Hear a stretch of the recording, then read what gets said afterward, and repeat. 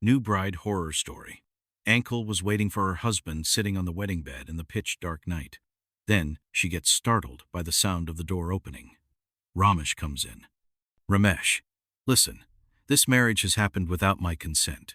I would never have married a dark girl like you, but I don't know what my parents saw in you. This room is mine. You go to the adjacent room and sleep there.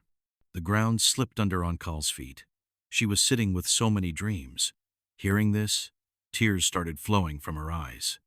She quietly came out of the room and started going towards the other room when she heard the sound of laughter. She came out of the corridor and stood near the stairs and saw that her mother-in-law and father-in-law were both sitting and laughing. Father-in-law, see how much dowry we have got. Our house is full.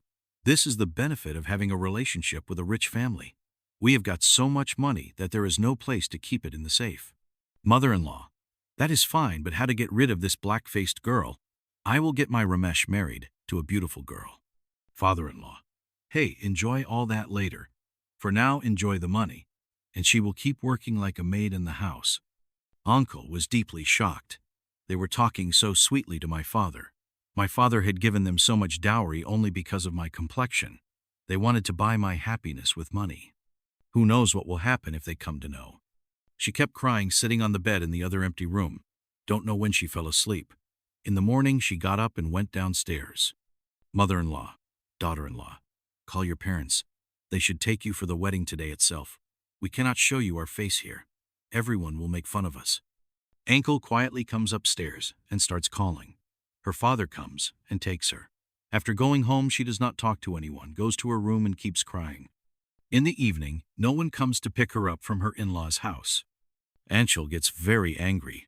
She quietly brings rat poison from the storeroom and drinks it and goes to her room. After some time, she stands and looks around. She feels very light. Then she sees her own body lying in front of her. She had become a soul, whose salvation was far away. This pain was more disturbing than being alive. She directly goes to her in-laws' house. There, her mother-in-law and father-in-law were showing jewelry and money to Ramesh.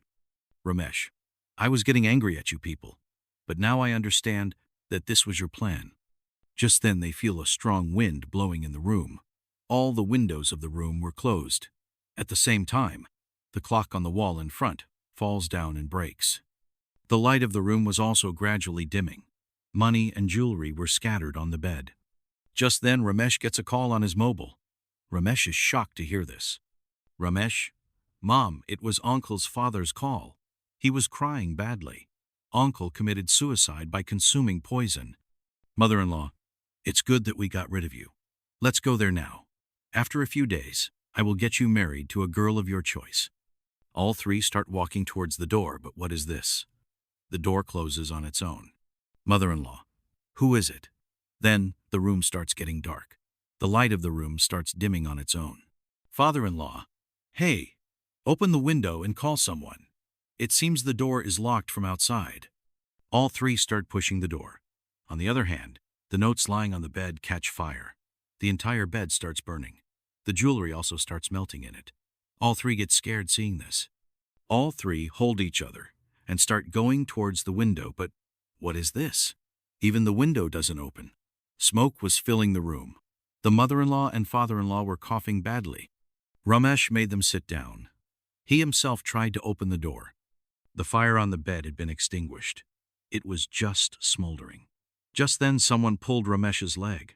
Ramesh fell down and suffered a severe head injury. His parents could not see anything. Ramesh was struggling to free himself. Just then he saw Aanchal standing near the window wearing white clothes. She was laughing loudly. Uncle, why do you want dowry, right? Keep the dowry. I will take your son with me now. Mother-in-law, daughter-in-law, please forgive us. Leave my son. Aanchal, look, your dowry is burning.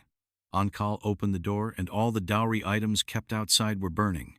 The whole house was filled with smoke. Ramesh had fainted here. Aanchal was sitting on his chest and strangling him. Ramesh keeps stamping his feet for some time, and then he dies. Seeing all this, Ramesh's parents faint. When they regain consciousness, a police inspector is standing in front of them. Inspector, are you okay? How did all this happen? Father-in-law, Daughter-in-law killed my son. Catch her. Inspector. Your daughter-in-law died this morning itself. Mother-in-law. No, she has killed my Ramesh in front of us. Don't let him go. Ramesh's parents were pleading with the inspector. Sir, please save us, or else she will kill us too. She is here. You look in that room. The inspector searches the whole house but finds no one. He sends Ramesh's body for post-mortem and leaves. Here, Aanchal's body was kept on the logs. Her father was crying bitterly. All the relatives who were celebrating the wedding till yesterday were standing sad today. Aanchal was crying seeing all this. Father, I wish I had not got her married to these greedy people. At least my daughter would have stayed in my house. Now whom will I see to stay alive? After the last rites, everyone leaves. Aanchal now goes to kill her next target, her mother-in-law and father-in-law.